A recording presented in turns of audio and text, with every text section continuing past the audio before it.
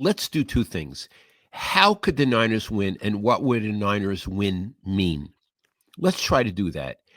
Um, the Niners can win if they can run the ball against Green Bay, and off of those runs, Purdy can complete short and intermediate passes. They can win, and if the defense rises up and makes Jordan Love jittery, that's how they can win. How do you think the Niners can win? Well, Jordan Love leads the league in interceptions. So if they Mm. pick him off a couple of times, that's always a good recipe. Um, you'd have to start there. They would have to win the turnover battle. And they would have to play their best players for a change. Like, they got to stop with the whole Christian McCaffrey thing. No offense to Christian, but he's not quite ready. And since he's come back and the offense has gone back to being all about him, they've scored 40 points in 2 weeks. That's it. So go back to using all the running backs, Mason and Garendo. Mason's averaging 5.1. Garendo's averaging 6 yards a carry. Use them. And like you said, the Niners have a really good secondary. They could win that game. But Okay. I don't think they're going to win the game, but let's move on. Let's assume they win the game. First of all, forget it. They win the game. What would it mean? now you'd have to really rethink the entire team, because all of a Yes. sudden they just beat a really good winning team on the road. Like, okay, do they have another gear they can reach? Is that what we're learning about this team, that they were just taking a long time to find their stride and now they found it? You could argue that's what they could show. If they go in there and beat Green Bay, the whole season changes. Yeah. It does. If they go in there and beat Green Bay, I would say they're going to win their division. They have games against the Rams coming up and against the Cardinals late, that they're going to win those games. They've begun to find themselves.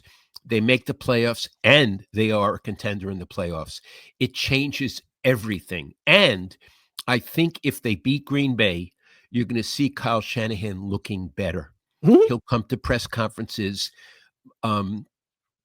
looking more confident, maybe a little better groomed. You'll see that there's a surge in him, and it would be nice to see. So I believe must-win game is, I hate cliches, but it's not a must-win game. It's an if-win game. Mm-hmm. If they win, we have to change our whole tune, and we have to praise the hell out of them when they're looking over, their own grave. It's been dug, and they're looking over their own grave. Start filling in the dirt. They're moving back. They're not in the grave. Changes everything, and it changes your tone and my tone towards them. Absolutely. It would be a serious, serious win. It would be their most impressive win in a long time, because this is like finally the moment it seems like they may be losing confidence in themselves. So if they could go in there and win, it was show that they didn't lose confidence in themselves. It's good analysis, Grant. And it would also show, I don't think LaFleur, I don't like the coaches, that group.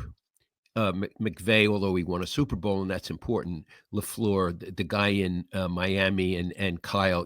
I have trouble. I think they're overhyped, that bunch. I don't think LaFleur is that good. And I think Kyle is a better coach, or let me put it like this, has been a better coach. But clearly LaFleur is a better coach this season. But if Kyle wins, then he establishes his ascendancy over LaFleur yet again. Yeah. Huge for Kyle. It'd be huge for Purdy too. To be able to go into Lambeau and win like that, that would probably be the biggest road win of his career. Yeah. I mean, I guess we could say, Iggy, I think we could say this game is their season. Yeah. If they win, they're alive. They're alive. If they win, they're alive, and they're going to win their division. If they lose, I think they're, Iggy, I think at 5-6. With the Buffalo Bills coming up next? I think they're in a lot. 5-6. That's a lot of losses in 11 games. I think that they would be in real trouble. So must win is a bad way to say it, but I think this is a season defining game. Yeah. And it's they got Jordan Mason, they got Jawan Jennings, they got Brock Purdy, they got Fred Warner, Lenore. They got a lot of players. They're not They got necessarily as good as Green Bay, but they got a lot of players. they got Debo Samuel. They got Debo Samuel.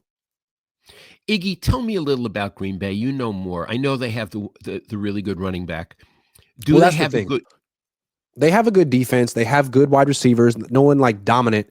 They have good tight ends.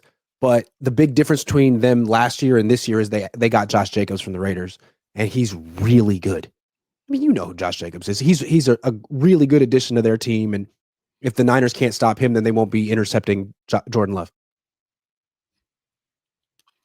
How is their offensive line? It's good. It's good. They do a good job of developing that in Green Bay. Better than the Niners line? Yes. Let me give you the Packers stats. Okay. So they're 7-3. Their offense ranks 4th in yards gained, 8th in points scored. Their defense ranks 12th in yards allowed and 10th in points allowed.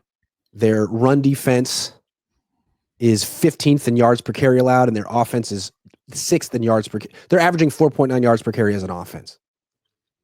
So they have a really dynamic quarterback with a very strong arm and a great running back. And the Niners have a really mediocre defense this year, and Bosa might not play. So if the Niners do win this game, it could be very high scoring. Mm. And that's like, I don't know. Usually when they do win games, it's because their defense plays well and their offense complements it and doesn't turn the ball over and runs the ball. I don't think it's going to be enough in this game. Iggy, if they lose the game and they don't have Bosa and they don't have Greenlaw and they don't have Ayuk, is that an excuse? I mean, sure. Because on paper, they don't look as good as Green Bay right now. That's why they're underdogs. So I guess so. Let me ask. Go ahead. Let me ask it a better way. Excuses don't matter. Right. You either win or you Right. lose. So let me ask it a better way. If they lose this game and essentially end their season as a contender, is it a reason for the Yorks to think, not Kyle's fault, he's doing a great job. He was handicapped. That's a better question. What do you think, Iggy? No, I don't think so. I don't think if the Niners lose this game and eventually go 9-8, 8-9, miss the playoffs, I don't think we look back on the 2024 season and say, injuries. It's one of the, like in 2020, when they went 6-10, it was right after they went to the Super Bowl. Their starting quarterback got hurt week 2. So did Bosa. So they missed some of their most important players the whole year. But this year, like, you had your starting quarterback the whole way.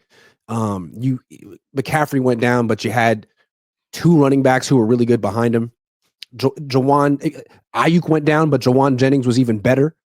I don't think they can use the injury excuse this year. I think that's why this season is so interesting. There is something weirder going on than just the injury excuse. That's how I feel. You articulated it better than I could, but that's how I feel. There's something weird going on, and I can't put my finger on it, but I felt it since before training camp. Yes. I don't know what it is. Somehow this team never recovered from losing that Super Bowl, and I don't know if they ever will. I don't know. Yeah. And it feels like they never came together. Right. I remember one time Bill Walsh was talking to me about how a team comes together. And he said, a team has to come together and there has to be a rallying point for the team. He said, for example, if I'm coaching a team, Lowell, and they all hate me together, that's good because then they're together hating me. And he said, I'll accept that. I'll accept that if that's the rallying point. I don't feel these Niners have a rallying point. It would be better if they all hated Kyle than were indifferent to him. I'm not saying they hate him or are indifferent, although I wonder if they're indifferent. But Bill said, I'll take the hate. Yeah. The closest thing they have to a rallying point this year is hating me. That's a very interesting thing you're saying, and I'd like to come back on that vis-a-vis Kyle. Kyle, I don't think likes you very much. It's okay because I don't think Mariucci liked me very much. Even now when we see each other, it's polite but awkward. Um, you know, I don't really care about that. But what troubles me about Kyle is sometimes in news conferences, he'll make references to things you've said or things you've written. He shouldn't be thinking about that. You're Right. not his issue. The Yeah. media isn't his issue. The issue is the opponent, and the issue is his own team. And if he spends 10 seconds Yeah. thinking about Grant, that's 10 lost seconds. Yeah. So again, I feel he's distracted or something that I'm having trouble putting my finger on. But the idea that he'd even spend a minute thinking about Grant, or I'll give you another example, Iggy. Yesterday, I saw the transcript of his phoner that he had with the media. And I pointed some stuff out, and you said it was Jerry McDonald was answering questions. For you people who don't know, Jerry is a veteran. He's a really good reporter, and I guess now he's with what you call the San Jose Mercury bunch, Iggy. Mm-hmm. Jerry, okay. He's someone I really respect. He's a much better reporter than I ever was. He asked Kyle a question, and I saw the transcript, and it seemed to make quite a bit of sense to me. Kyle said he didn't understand. Jerry asked it again. Kyle said he didn't understand. I understood. And then I thought, why is he getting into it with Jerry? Jerry, it wouldn't matter to Jerry. Jerry would ask the question till he's blue in the face. He's a great journalist. And why is Kyle wasting his time? Answer the question and move on. So I think he's dealing with things that are trivial when he shouldn't be. Iggy, what was the question in essence that Jerry asked? Said, your team isn't really used to losing very much. It's been really accustomed to winning. Does it still have the same enthusiasm? And do the players still have the same enthusiasm at this point in the season at 5-5? And he was like, I mean, like what kind of enthusiasm are they supposed to have at 5-5? Like, yeah, they still work hard, they still play hard. Yeah. Like, it seemed like the answer is no, said, they don't have the same enthusiasm. Well, but then he said that they do. But he said, I don't understand your question, but if I think what you mean is, it would have been just as easy. First of all, it was a setup question. No. What Jerry was asking was the morale of the team. And Kyle's like, I don't know what you're talking about. They work hard, they try hard. Like, nah, that's not what I'm asking. I'm asking about morale. Yeah. But it was a setup question. All he had to say was, our morale is great. Morale's good. End of story. We're doing. I don't notice any. But he got into a semantic thing with him. And again, I don't see why you would waste your time focusing on the wrong thing about the Niners to me. Oh, go ahead. Sorry, I didn't think. So I'm saying, Iggy, it's not just you. It was Jerry McDonald as well. What I think is interesting about this season is that the Cardinals are the best team in the division, but they're not the most talented team in the division. The Niners are still the most talented team in the division, but the Cardinals are better coaching them, flat out. And that's why they're better. Gannon, he's a good coach, Iggy. Yep. His players are bought into whatever he's doing. Yeah, I agree. I mean, you can't say that, well, the Niners are doing well. It's just the Cardinals are they're just more talented than them. Like, no, absolutely not. You don't even think Kyler's as good as Brock Purdy. Just have a bunch of running backs. The Niners just have more talent than the Cardinals, and it doesn't matter this year. That's why I don't buy the injury excuse. Yeah, there's injuries here, but there are other coaches doing more with less than Kyle. Yeah, and again, that's what's confounding about these 49ers is they are demonstrably talented. They're maybe not as talented as they used to be because people are injured, but they're really, really talented, and they're not doing it with all that talent. And what's also frightening, I believe, for fans is how long are they going to have this talent? I think this is the end. I think this is the last year that they are going to have a talent gap over the rest of that division. Yeah, and that talent gap has gotten them to last place.